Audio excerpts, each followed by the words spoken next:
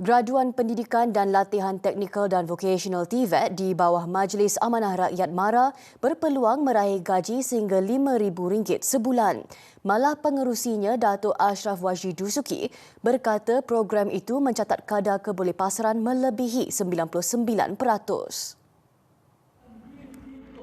Menurutnya, gaji premium itu boleh dicapai selepas graduan menamatkan program perantisan selama setahun yang diiktiraf di peringkat antarabangsa menerusi kerjasama dengan pihak industri.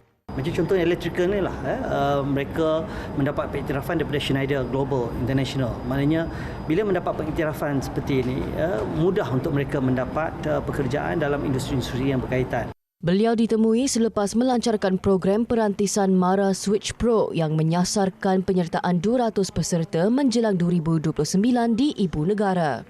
Mengulas lanjut, Datuk Ashraf berkata MARA turut bekerjasama dengan Lembaga Pembangunan Pelaburan Malaysia MIDA bagi mengenal pasti keperluan modal insan dalam kalangan pelabur asing di Malaysia. Katanya MARA mempunyai 270 institusi TVET daripada 345 institusi pendidikan di bawah agensi itu.